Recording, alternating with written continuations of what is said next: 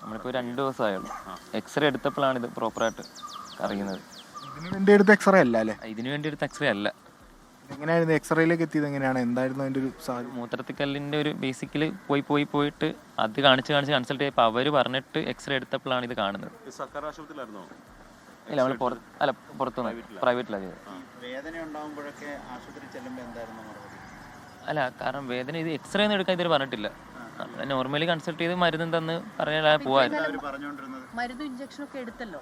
എന്ത് റീസണിന് വേണ്ടിയിട്ടാണ്, എന്തുകൊണ്ട് ഈ വേദന എന്നുള്ള കാര്യത്തിലൊരു ഇല്ല, അത് ഇടയ്ക്ക് പെട്ടെന്ന് വേദന വരും. ഇനി ഓപ്പറേഷൻ ചെയ്തില്ല, നമ്മൾ ഓപ്പറേഷൻ ചെയ്തുകൊണ്ടായിരിക്കും എല്ലാം പോയതല്ല. അപ്പം ഞാൻ അതിൻ്റെ ഇടയിൽ എന്തെങ്കിലും വർക്ക് ജോലിയൊക്കെ ചെയ്യുമ്പോൾ അതിൻ്റെ ഭാഗമായിട്ട് എന്തെങ്കിലും വേദന ആയിരിക്കും നമ്മൾ വിചാരിച്ചിട്ട്. ഇത് മാറി ഇങ്ങനെ ആയതാണ്. സംഭവം കണ്ടു കഴിഞ്ഞ ശേഷം കണ്ടു കഴിഞ്ഞ ശേഷം ആദ്യം സർജറി ചെയ്ത ആശുപത്രി ആരെയും ബന്ധപ്പെട്ടു അവരെന്താ പറഞ്ഞത്?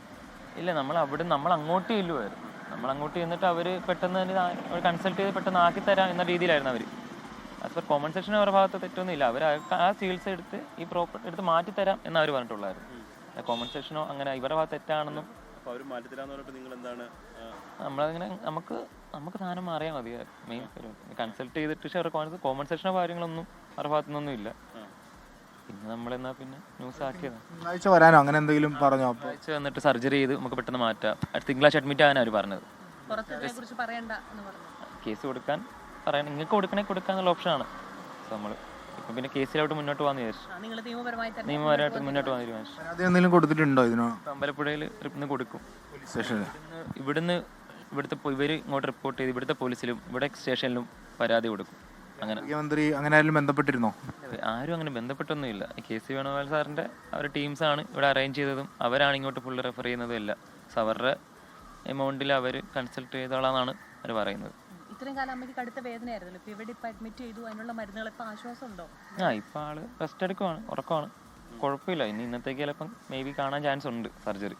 ഈ സർക്കാർ സംവിധാനത്തിലാണല്ലോ നമ്മൾ പോകുന്നതും ഇങ്ങനെ ഒരു ബുദ്ധിമുട്ടുണ്ടാകുന്നത്. അപ്പോൾ സ്ഥിരമായിട്ട് അങ്ങനെ പല സ്ഥലങ്ങളിലും ഉണ്ടാകുന്നു. അമ്മയ്ക്ക് അങ്ങനെ ഒരു ബുദ്ധിമുട്ടുണ്ടാവുകയും ചെയ്യും. ഇതിപ്പോൾ നമുക്ക് വന്ന പോലെ വേറെ ആർക്കും വരാൻ പാടില്ല എന്നുള്ളതുകൊണ്ടാണ് നമ്മൾ ഇത്രയും ഇതിപ്പോൾ ഇഷ്യൂ ആക്കിയിരിക്കുന്നത്. ഇത് കണക്കിന് എല്ലാവർക്കും ഇഷ്യൂ ആക്കുവാണെന്നല്ലേ ആയിരിക്കും. വണ്ടാനവുമായി ബന്ധപ്പെട്ട് നിരവധി പരാതികൾ ഇപ്പം നിങ്ങൾ തന്നെ കണ്ടിട്ടുണ്ടാവും പത്രത്തിലൊക്കെ. അതിൻ്റെ ഒരു തുടർച്ച തന്നെയാണ് ഇതിൽ. അതെ, അതിൻ്റെ ഒരു വലിയൊരു ഇത് ഇത്രയും വലിയൊരു പ്രശ്നമാണല്ലോ. 5 വർഷമായിട്ട് നമ്മുടെ അതിനകത്ത് ഒരാൾ നമുക്കാണെങ്കിലും നമുക്ക് പേഴ്സണലായിട്ട് നമുക്ക് ആർക്ക് വന്നാൽ പോലും ഇത് ഭയങ്കര പ്രശ്നമാണ്. അപ്പം ഇത്ര നാൾ ഹോൾഡ് ചെയ്തിരുന്ന തന്നെ വലിയ കാര്യം. നമുക്കൊന്നും വരുന്നത് പറ്റിയില്ലല്ലോ. അതുകൊണ്ട് അമ്മയ്ക്ക് നല്ല പേടിയുണ്ട്. ഇനി അങ്ങോട്ട് പോയിട്ട് ഇത് ചെയ്യാനുള്ളൊരു പേടി. ഇനി അങ്ങോട്ട് പോകാൻ അമ്മയ്ക്ക് ഭയങ്കര പേടി. അതാണ് നമ്മൾ ഇങ്ങോട്ട് മാറിയതും എല്ലാം.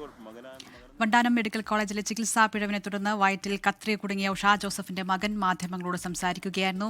ലോകത്തെവിടെയായാലും ഏത് സമയത്തും 24 വാർത്തകളും ഓഗ്മെന്റഡ് റിയാലിറ്റി പാക്കേജുകളും എക്സ്പ്ലെയിനറുകളും വിശദമായി കാണാൻ ഞങ്ങളുടെ യൂട്യൂബ് ചാനൽ നിങ്ങൾക്ക് സബ്സ്ക്രൈബ് ചെയ്യാം.